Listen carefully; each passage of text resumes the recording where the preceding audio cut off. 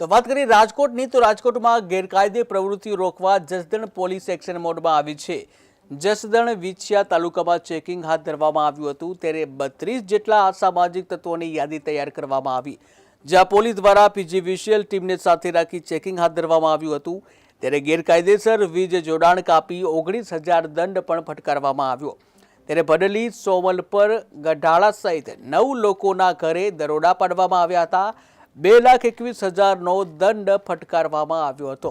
ઉલ્લેખનીય છે કે હોળીના દિવસે અમદાવાદના વસ્ત્રાલમાં અસામાજિક તત્વોએ તરખાટ મચાવ્યો હતો અને જે બાદ પોલીસ તંત્ર એક્શન મોડમાં આવ્યું હતું। ત્યારે ડીજીપી દ્વારા 100 કલાકમાં ગુનેગારો છે તેઓનું લિસ્ટ જાહેર કરવાની એક આદેશ કરવામાં આવ્યા હતા અને એ આદેશ અનુસાર રાજ્યના તમામ પોલીસ સ્ટેશનોમાં 100 કલાકમાં જે આ અભિયાન હાથ ધરવામાં આવ્યું હતું। તમામ જે બુટલેગરો છે, ગુનેગારો છે તેઓનું લિસ્ટ જે તૈયાર કરવાનું હતું અને જે અંતર્ગત રાજકોટના જસદણના વિછિયા તાલુકા છે, જસદણ વિછિયા તાલુકા, ત્યાં પણ આ લિસ્ટ તૈયાર કરવામાં આવ્યું હતું। ચેકિંગ હાથ ધરવામાં આવ્યું હતું।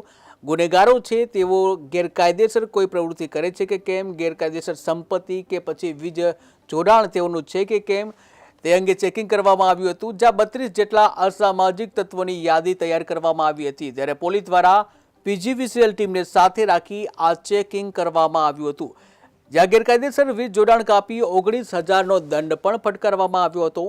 ત્યારે ભડલી, સોમલપર, ગઢાળા સહિત 9 લોકોના ઘરે દરોડા પાડવામાં આવ્યા હતા, જ્યાં 2,21,000નો દંડ ફટકારવામાં આવ્યો હતો।